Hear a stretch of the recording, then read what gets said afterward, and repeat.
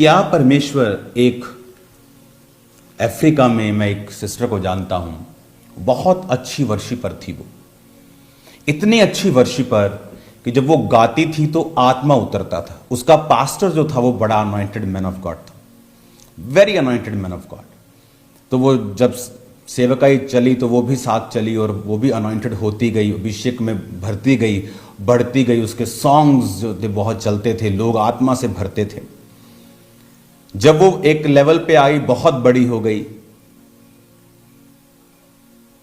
अब प्रॉब्लम ये है कि जब ये नए लोग चर्च में होते हैं तब इनका पास्टर कुछ भी इनकी बेइज्जती करे तब इनको प्रॉब्लम नहीं होती। क्यों? क्योंकि अब तक इनका नाम नहीं हुआ होता, अब तक मसा नहीं उतरा होता। फिर ये सब करने, मिट्टी में बैठकर लौटने के लिए भी तैयार हो जाते हैं। लेकिन जब परमेश्वर इनको बढ़ा देता है, इन्हें लगता है कि no, I am very anointed, I am very gifted. और उस औरत ने, उस वर्शिपर ने उस चर्च को छोड़ दिया जहां से वो बढ़ी थी। जब आप अंगीठी में होते हैं और सब कोयले जल रहे होते हैं तो कोयले को लगता है वाह, I am burning for the Lord, कि मैं तो जल रहा हूं, मैं तो बल रहा हूं, मेरी वजह से अंगीठी बल रही है। उसे ये नहीं पता तेरी वजह से अंगीठी नहीं बल रही, अंगीठी की वजह से, उस संगति की वजह से तू जल रहा है। और जब उसको बाहर निकाल दिया जाता है, कुछ देर वो अभी भी गर्म रहता है। वो जब वो वर्शिपर अपनी चर्च से बाहर आई तो कुछ देर बड़ी गर्म रही।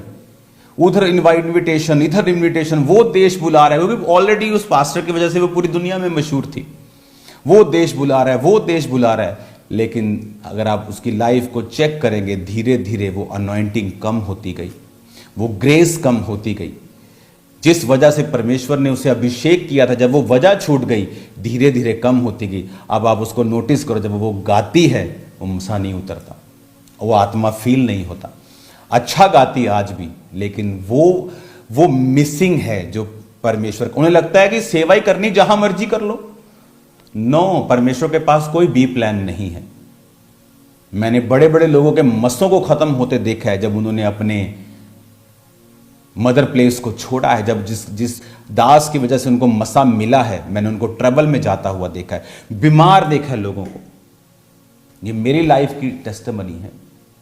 मैंने बहुत सी प्रॉब्लम्स को अपनी लाइफ में देखा है जब मैंने अपने स्पिरिचुअल फादर से पंगा लिया है। और लोगों को लगता है परमेश्वर कर रहा है, परमेश्वर नहीं कर रहा हो। तुम कोई वैनिहीन की तरह करोड़ों में थोड़ी हो कि तुम्हारे जीवन पे इतने अटैक आ रहे हैं कि हम करोड़ों में सुसमाचार सुना रहे हैं। वो 10 लोगों में तुम काम नहीं कर रहे हो और तुम पे अटैक हो रहे हैं। क्यों? तुम्हें मालूम नहीं। परमेश्वर कहते जी सबसे प्यार करता है। हाँ, वो करता है, वो पक्षपात नहीं करता। एक के लिए वो दूसरे को क्यों सजा देगा? लेकिन वो एक के लिए सजा नहीं दे रहा, वो उस यशाया के लिए, जीसस क्राइस्ट के लिए, आज के लोगों के लिए दूसरों को सजा नहीं दे रहा। वो कहता है कि मेरे प्लान का आदर करो। जब पुलिस आपके इलाके में होती है, चाहे आप छोटे से छोटे हवलदार को थप्पड़ मार दो या उससे बदतमीजी कर लो, फिर वो आपकी क्या हालत करते हैं, इंटरनेट पे वीडियोस आपने देखी होंगी। क्यों? बात उस छोटे सिपाही की नहीं है, बात पुलिस की, बात इज्जत की, बात सिस्टम की है। जब आप सिस्टम से भिड़ते हैं तो आप पूरे फिर सिस्टम से भिड़ जाते हैं, आप छोटे से सिपाही से भिड़ते हैं। जब प्रभु अपने लोगों को खड़ा करता है, वो कहता है मेरा इस पर एक बड़ा प्लान है, एक बड़ी योजना है और मैं तुझे उस योजना में जोड़ता हूं। लेकिन तेरी आशीष तभी तक है जब तक तू इस योजना में है। और जैसे ही लोगों को फिर समझ आती है कि हो हमसे गलती हो गई, लेकिन कुछ वापस आते हैं, कुछ ईगो वाले होते हैं जिनके अंदर घमंड होता है, और वो और नाश होते जाते हैं और लंबा समय होते ही जाते हैं, क्योंकि उनका घमंड जो है कि लोग क्या कहेंगे अगर हम वापस जाएंगे। तो वो अभी भी पीपल्स बॉन्डेज में है। और दुनिया का सबसे बड़ा बॉन्डेज एक सेवा करने वाले के लाइफ में है, दुनिया का पीपल्स बॉन्डेज। लोग क्या कहेंगे? अगर मैं उसको अनॉइंटेड बोल दूंगा, उस मैन ऑफ गॉड को, तो मेरे लोग उधर ना चले जाएं।